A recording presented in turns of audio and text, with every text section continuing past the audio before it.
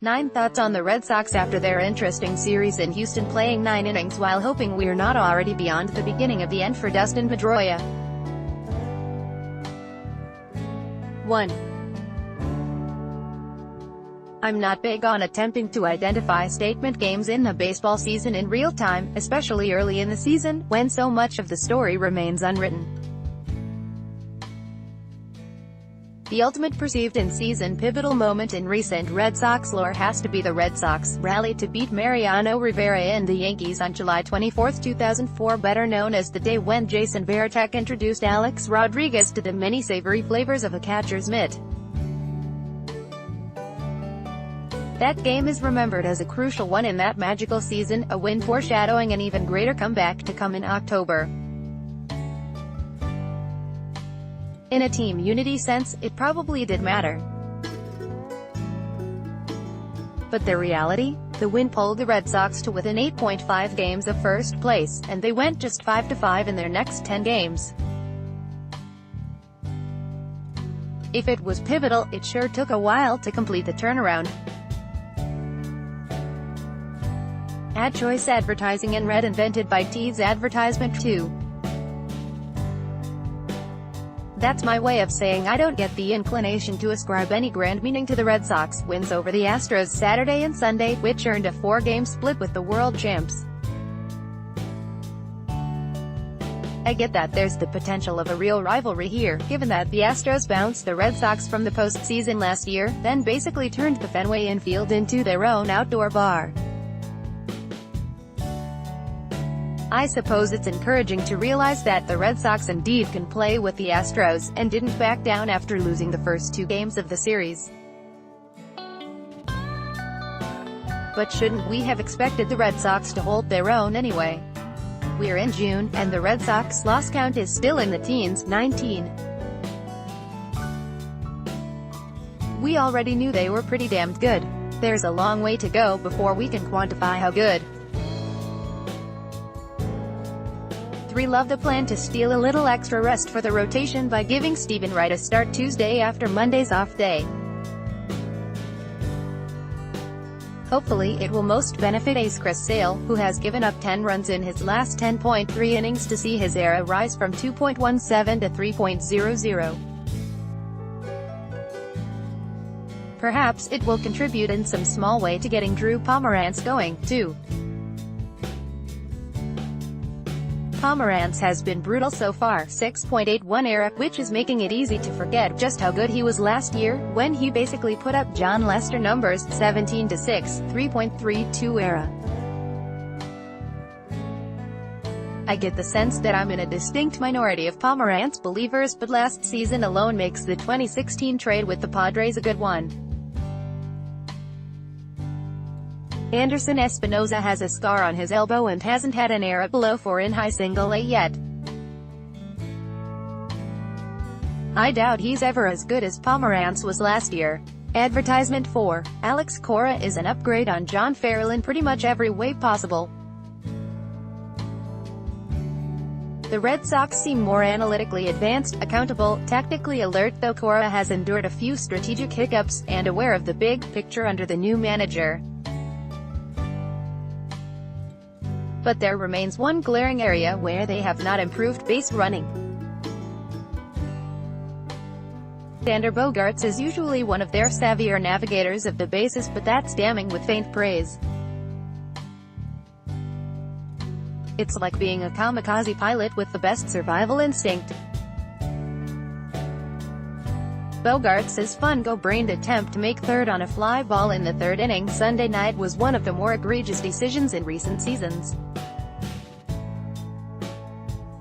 5. Bogaerts' blunder was the 24th time the Red Sox have made an out on the bases this year, not including pickoffs or failed steal attempts. Only the Blue Jays and Rays have run into more outs, 25. And I'm not sure it can be chalked up to the cost of being aggressive. The Red Sox have the 2nd lowest extra bases taken percentage in the majors, 33%, meaning they've taken more than 1 base on a single or more than 2 on a double just 33% of the time. Only the Padres' 32% are lower, and they're generally not used to having base runners. 6. Andrew Benintendi, who launched a no-doubter home run in both Red Sox wins against the Astros, has been on fire lately. But I had no idea his OPS was over .900 until I was poking around on baseball-reference.com Monday morning and noticed he's up to .918. That's remarkable considering he owned a disappointing .712 OPS and was slashing .239, .336, .376 on May 4, or a month ago Monday. In 27 games and 124 plate appearances since then, Benintendi has hit 8 of his 9 home runs, with a .355, .427, .705 slash line. He's driven in 26 runs in that span, giving him 41, second only to J.D. Martinez among Red Sox.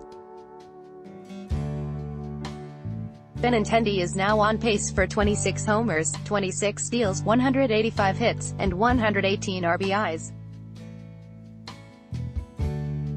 Now that's how you turn around a slow start. Advertisement 7. Meanwhile, as you may have heard, Hanley Ramirez's promised quest for a 30-30 season has taken an unexpected detour, one that will even bring him to a new destination. Ramirez had 6 homers and 4 stolen bases when the Red Sox designated him for assignment May 25. Of course, that goal for Ramirez was something less than a realistic one. He hasn't stolen 30 bases in a season since he swiped 32 with the 2010 Marlins. He hasn't reached 20 steals since 2012, when he stole 21 at age 28. He has changed just a bit physically since he stole 51 in back-to-back seasons for the 2006-07 Marlins. Haven't we all? 8. Maybe a 15-10 season from Ramirez is more reasonable at this point, no matter where he ends up. Even if he goes to a relative contender like the Angels, I don't believe he's a ghost capable of haunting the Red Sox. The only other time he has changed teams in season, in 2012, when he went from the Marlins to the Dodgers for the underwhelming package of Nathan Eovaldi and Scott McGough. He was decent but nothing more after the deal, hitting .271 with a .77, 4 OPS and 10 homers in 64 games. There is next to no 2008 Manny in LA potential here. 9. Dan Duquette has confirmed the Orioles have interest in Ramirez, and that move would be peak Duquette and peak Orioles all at once. A somewhat faded 30-something former star that has no defensive value and comes cheap after a contender decided he wasn't going to help the cause much longer and dumped him before he became a problem? Sign him up. That might as well be called the modern Oriole way. It's a wonder Duquette never made Jose Offerman an Oriole. By Taboola sponsored links promoted links. You may like the new paper Linguan Eng dismisses Najib's claims on 1MDB.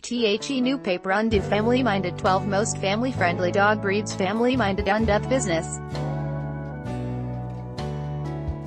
Times Nahib denies seeking witness protection over 1MDB probeth business times undofar.